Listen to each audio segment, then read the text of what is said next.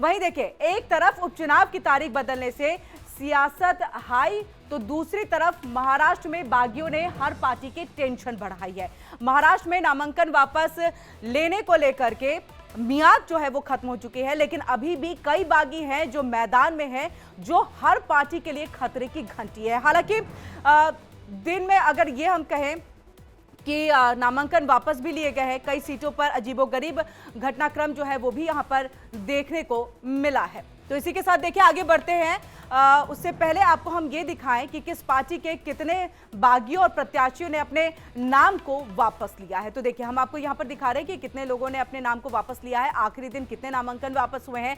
BJP के 10, शिवसेना यानी कि शिंदे गुट के 8, एनसीपी अजीत पवार गुट जो है उनके 6, वहीं दूसरी तरफ कांग्रेस की अगर हम बात करें तो 10, शिवसेना यूबीटी 7, एनसीपी शरद पवार गुट से जो है वो 4, यानी कि इतने लोगों ने अब तक अपना नामांकन वापस ले लिया है।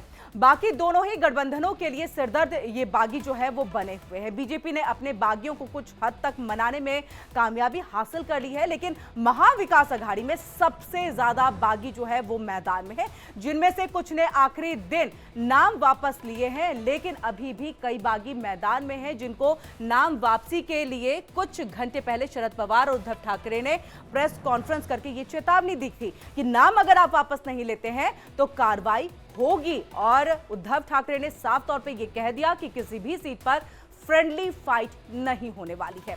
चलिए अब आपको बताते हैं कि महाराष्ट्र में कितने सियासी खिलाड़ी मैदान में बचे हैं और कितने आउट हो चुके हैं। तो ये देखिए, हम आपको ग्राफिक्स के जरिए दिखा रहे हैं कि मैदान में कितने सियासी खिलाड़ी हैं।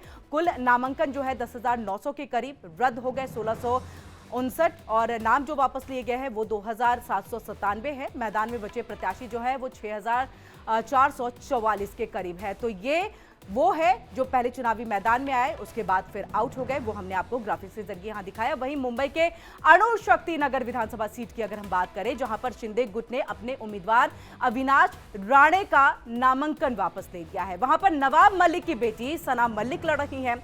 महायुति ने तय किया है कि अलायंस से हर सीट पर एक ही प्रत्याशी मैदान में होगा, यानी कि फ्रेंडली लड़ाई नहीं होगी, ये बात साफ तौर से कह दिया गया है। कांग्रेस के लिए कोल्हापुर उत्तर विधानसभा सीट पर अब कुछ भी नहीं बचा है। आखिरी दिन कांग्रेस की अधिकारी जो है उम्मीदवार मधुरिमा राजे छत्रपति ने अपना नामांकन वापस ले लिया। दरअसल कांग्रेस ने कोल्हापुर नगर निगम के पूर्व कॉर्पोरेटर राजेश लटकर को उम्मीदवार यहां पर बनाया था, लेकिन 24 घंटे के अंदर अंदर पार्टी ने उनका नाम बदल करके कोल्हापुर के शाही परिवार की सदस्य मधुरिमा राजे छत्रपति का नाम यहां से घोषित कर दिया था। इससे नाराज होकर के राजेश लटकर ने निर्दलीय उम्मीदवार के तौर पर चुनाव लड़ने के लिए आगे वो बढ़े, नामांकन दाखिल कर लिया। कांग्रेस नेता लटकर से लगातार ही पर्चा वापस लेने का आग्रह कर रहे थे और उनके घर पर भी पहुंचे, लेकिन वो किसी से नहीं मिल रहे थे। फोन पर भी उन्होंने बात नहीं की, फोन उन्होंने बंद कर रखा था। कांग्रेस कार्यकर्ता लटकर ढूंढ रहे थे, लेकिन वो नहीं मिले हैं। इसी बीच नामांकन वापस लेने के लिए केवल 5 से 10 मिनट बाकी रहते हुए कोल्हापुर के शाही परिवार के सदस्य सांसद शाहू छत्रपति और पूर्व विधायक मालोजी राजे छत्रपति और उनकी पत्नी मधुरिमा राजे छत्रपति जिलाधिकारी कार्यालय पहुंचे। कोल्हापुर उत्तर विधानसभा क्षेत्र से उन्होंने अपना नामांकन वापस ले लिया और कहा कि अच्छे कार्यकर्ता को बगावती तेवर अपनाना पड़ा, इसलिए वो मजबूर में अपना ये नामांकन वापस ले रही हैं। और चलिए ज्यादा जानकारी के लिए हम सीधे रुख कर लेते हैं अपने संवाददाता सहयोगी अभिषेक शर्मा का, जो हमारे साथ लाइव जुड़ चुके हैं। अभिषेक, अब तक जो भी हमने बातें यहां पर अपने दर्शकों तक पहुंचाई है, ग्राफिक्स के जरिए भी दिखाया, कितने बागी जो हैं अब हर एक पार्टी में नजर आ रहे हैं, जिन्हें टिकट नहीं मिला निर्दलीय चुनाव मैदान में उतरे हैं। कितनी बड़ी चुनौती है हर एक पार्टी के लिए और सबसे ज्यादा अघाड़ी के लिए?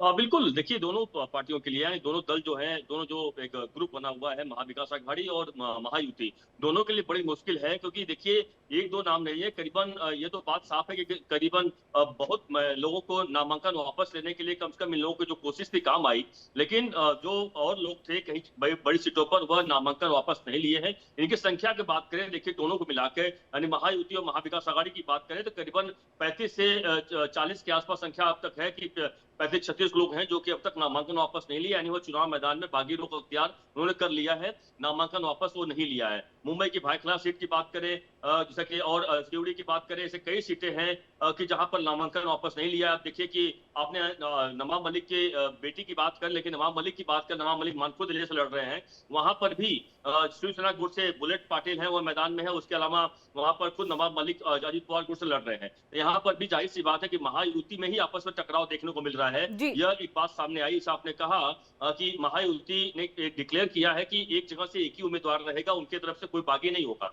लेकिन देखा जा रहा है कि कई जगहों पर आपस में लड़ाई देख रही है। माहिम की बात कर ले हम, माहिम में आपको पता, राज ठाकरे के बेटे जो अमित ठाकरे चुनाव मैदान में है, राज ठाकरे ने बहुत कोशिश की सदा सरवनकर जो कि शिवसेना के कैंडिडेट है उनको नाम वापस लिए जाए, लेकिन आखिरकार उनकी एक भी चल नहीं पाई और शिवसेना के तरफ से सदा सरवनकर चुनाव लड़ रहे थे। यहाँ पे तिरंगी लड़ाई देखी जा रही है, यानी उद्धव ठाकरे गुट की तरफ से महेश सावंत है, उसके अलावा यहाँ पर सदा सरवनकर जो कि वर्तमान विधायक है शिंदे गुट के, और अमित ठाकरे हैं। तो अमित ठाकरे का भविष्य क्या होगा ये तो 23 नवंबर को समझ में आएगा, लेकिन साफ है इस मामले पर दिलचस्प मुकाबला देखने को मिलेगा। बिल्कुल मुकाबला दिलचस्प है, लेकिन सभी पार्टियों के लिए अगर कहें तो साफ तौर से ये चुनौती है बागी। लेकिन हम देख रहे हैं कि विपक्षी दल जो है, यानी कि शिवसेना उद्धव गुट की अगर हम बात कर ले, उनके साथ शरद पवार, यानी कि इस इंडिया गठबंधन हम लगभग इसकी बात करें तो ये कदम फूक फूक करके चल रहे हैं ताकि किसी भी तरह से जो है हमें चुनाव में हार का सामना न करने पड़े। खासतौर से डीजीपी के जो इस्तीफे की मांग और उनके तबादले की मांग यहां पर की गई थी, और उसके बाद इलेक्शन कमीशन ने कार्रवाई करते हुए जो है उनका तबादला भी किया। आपसे हम समझना चाहेंगे ऐसे में बागियों का होना, इसको कैसे संभालेंगे? आज जो प्रेस कॉन्फ्रेंस की गई उसका क्या मतलब निकलता है? यानी आप खुद नामांकन वापस नहीं लेंगे तो चुनाव चेतावनी आपको दी जाएगी, यही कर रहे हैं प्रेस कॉन्फ्रेंस के दौरान? बिल्कुल, देखिए दोनों तरफ से हुआ है, इसको मैं दोनों तरफ की बात करूंगा। देखो दोनों तरफ से होता है, लेकिन महाविकास आघाड़ी और महायुति दोनों तरफ से कहा गया कि जो लोग भी जिनको हमने रिक्वेस्ट किया था नामांकन वापस लेने का, जिन्होंने किया उनका स्वागत है, लेकिन जिन्होंने वापस नहीं किया है उनको पार्टी से निकाला जाएगा। पार्टी से निकालने के बाद जो जाहिर सी बात है कि जो एक लीगल प्रोसीजर होता है पार्टी का 6 साल से पार्टी से निष्कासित करना, वह हर पार्टी चुनाव में किया जाता है। इस बार भी जो बाकी है उनको निकालना मजबूरी हो जाएगी, इन सभी को निकाला जाएगा। लेकिन ये भी बात समझना होगा, अगर वो बागी जीत कर आते हैं तो जाहिर सी बात है कहीं न कहीं वह महाराष्ट्र की सरकार जब बनेगी, जिस पार्टी की भी सरकार बनेगी, जिस गठबंधन सरकार बनेगी, कहीं न कहीं उनके लिए एक बड़ा संजीवनी काम करेंगे, यह जरूर समझ में आता है इस बार। लेकिन बागी काफी अधिक बागी हैं। आप देखिए कि महाराष्ट्र में 288 सीटें हैं, लेकिन टोटल अगर आप देखिए उम्मीदवार देखिए मैदान में तो करीबन 7,000 के आसपास उम्मीदवार हैं। तो अगर हम 6 पार्टियों की बात करें, जो 6 बड़ी पार्टियां हैं, 3 महागठबंधन जो बनी है यानी महायुति में, और 3 महाविकास आघाड़ी में, टोटल अगर 6 पार्टियां कुछ और क्षेत्रीय दल की मिला लें तो बिल्कुल और तमाम पार्टियां होती है। 6 पार्टियों की अगर बात करें, बिल्कुल अभिषेक, बहुत बहुत शुक्रिया तमाम जानकारी यहां पर देने के लिए। तो सीधे तौर पर कहीं ना कहीं ये जो बागी हैं अगर चुनाव जीत कर आते हैं तो खेल कर सकते हैं सरकार बनाने को लेकर के। वहीं एक तरफ बागियों ने पार्टियों की टेंशन बढ़ा दी है, तो वहीं दूसरी तरफ मतदान से कुछ ही दिन पहले चुनाव आयोग ने डीजीपी रश्मि शुक्ला का ट्रांसफर कर दिया है, सियासी घमासान को और हाई कर दिया है। रश्मि शुक्ला के खिलाफ महाराष्ट्र के विपक्षी गठबंधन ने चुनाव आयोग से शिकायत की थी। कांग्रेस ने कहा था कि रश्मि चुनाव को निष्पक्ष तरीके से नहीं होने दे रही। रश्मि के ट्रांसफर को लेकर के शरद पवार ने कहा कि चुनाव आयोग ने सही फैसला किया है। रश्मि 1988 बैच की आईपीएस अधिकारी हैं, जिनके नाम महाराष्ट्र की पहली महिला डीजीपी बनने का रिकॉर्ड भी है। चलिए अब इस ट्रांसफर पर नेताओं का क्या कुछ कहना है वो हम आपको सुनाते हैं। लोगों को चुन चुन के अपने चुनाव आयुक्त के सामने खड़े किए। हमने तो कानूनन जो सही था वो कहा रश्मि शुक्ला के बारे में। हमने कोई उनके ऊपर वैयक्तिक टिप्पणी नहीं की ना। जो कानूनन थे कि बदली कब की जाती है, उनका सर्विस टेन्योर कितना चाहिए, वो सर्विस टेन्योर के बाहर थी तो उसको हटाना ही था। लेकिन चुनाव आयोग जो आपका खिलौना बन गया है, उन्होंने तो तब कहा था कि हमारे हाथ में अधिकार ही नहीं है, ये अधिकार राज्य सरकार को है। तो आज ये अधिकार उनको कहां से मिल गए? इस बात को जाहिर है कि निवडणूक कमीशन ने जो भी डिसीजन लिया है, कल ये कोई बोलने के लिए उनको लिए एक मौका नहीं मिलेगा कि हमने मांग की थी। जो पुलिस दल के जो प्रमुख है उनको हटाने की हमने मांग की थी, लेकिन आपने किया नहीं है। ये तो उन्होंने चांस ही नहीं रखा है। आपकी मांग थी, आपने बोल दिया, चलो बाजू पे हो गए। बहुत सारे फैक्टर्स थे उसमें। निवडणूक कमीशन ने जो भी डिसीजन लिया है ये किसी की मांग थी इसके लिए हुआ ऐसा नहीं, उसके बहुत सारे फैक्टर्स को स्टडी करके किया गया।